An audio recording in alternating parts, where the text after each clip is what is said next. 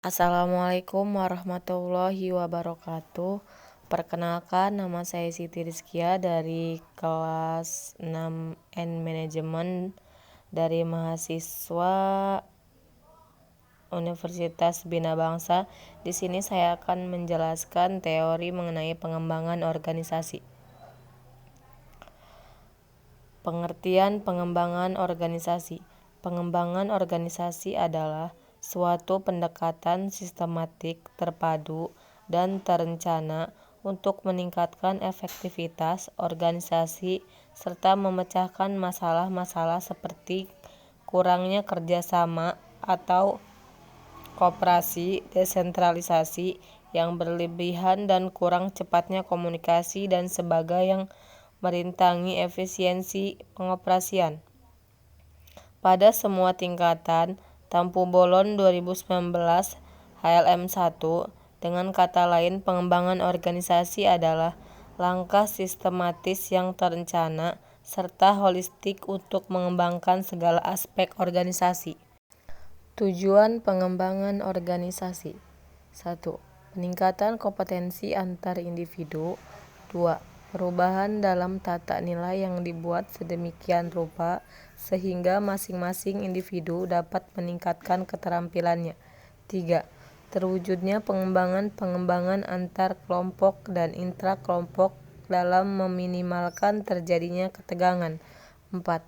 Adanya pengembangan metode-metode yang lebih baik dalam hal penanganan konflik bila dibandingkan dengan metode birokratik yang dimanfaatkan selama ini oleh organisasi. 5. Pengembangan sistem organik bukan sistem mekanikal. Fungsi pengembangan organisasi. Fungsi pengembangan organisasi salah satunya adalah meningkatkan prestasi kerja individu, kelompok atau unit kerja maupun organisasi. Dan yang kedua, meningkatkan kepuasan anggota organisasi. Faktor-faktor pengembangan organisasi. Faktor pengembangan organisasi diantaranya faktor internal seperti struktur sistem dan prosedur perlengkapan dan fasilitas, proses dan saran apabila tidak cocok akan membuat organisasi melalui perbaikan. Perubahan organisasi dilakukan untuk mencocokkan dengan kebutuhan yang ada.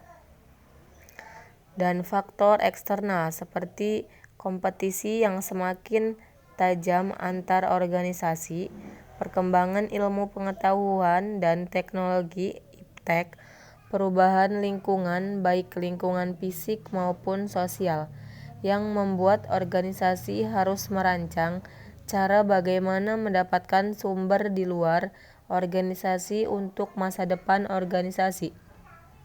Menurut Tampu Bolon 2019 HLM 2. Ciri-ciri pengembangan organisasi. 1. Merupakan strategi terencana dalam mewujudkan perubahan organisasional yang memiliki sasaran jelas berdasarkan diagnosa yang tepat tentang permasalahan yang dihadapi oleh organisasi. 2. Merupakan kolaborasi antara berbagai pihak yang akan terkena dampak perubahan yang akan terjadi. 3. Menekan cara-cara baru yang diperlukan untuk meningkatkan kinerja seluruh organisasi dan semua satuan kerja dalam organisasi. 4. Mengandung nilai humanistik di mana pengembangan potensi manusia menjadi bagian terpenting. 5. Menggunakan pendekatan komitmen sehingga selalu memperhitungkan pentingnya interaksi dan interdependensi antara berbagai satuan kerja yang merupakan bagian integral yang utuh. 6. Menggunakan pendekatan ilmiah dalam upaya meningkatkan efektivitas organisasi. Contoh pengembangan organisasi. 1. Survei feedback.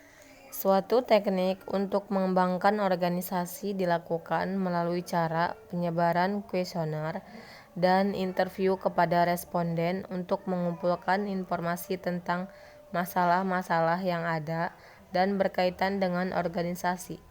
Setelah dirumuskan, informasi tersebut kemudian dibagikan kepada karyawan untuk selanjutnya dijadikan sebagai dasar untuk melakukan perubahan dalam pengembangan organisasi. Dan yang kedua, sensitivity training, pemberian pelatihan untuk mengembangkan wawasan dan keterampilan karyawan. Pelatihan ini merupakan salah satu teknik pengembangan organisasi dengan cara melakukan peningkatan pemahaman karyawan terhadap perilaku mereka dalam melaksanakan tugasnya dan dampaknya terhadap pengembangan kompetensinya maupun dampaknya terhadap karyawan lainnya. Pendekatan pengembangan organisasi. 1. Pengembangan organisasi berupaya untuk menciptakan perubahan yang diarahkan sendiri terhadap apa orang-orang merasa adanya keterikatan atau committed, masalah-masalah serta isu-isu yang akan dipecahkan, diidentifikasi oleh para anggota-anggota organisasi yang secara langsung berkepentingan dan dipengaruhi olehnya. 2.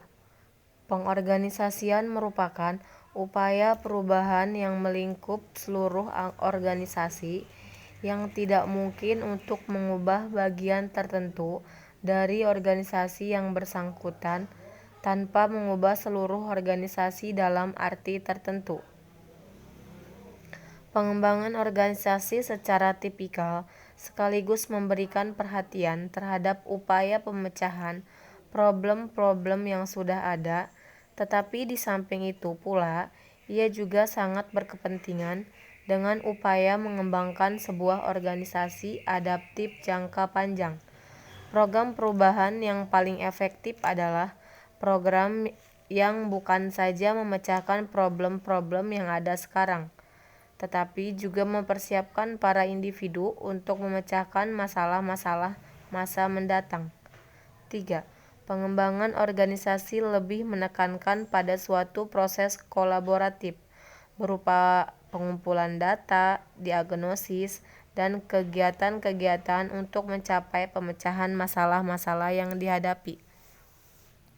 Terima kasih, sekian dari saya. Wassalamualaikum warahmatullahi wabarakatuh.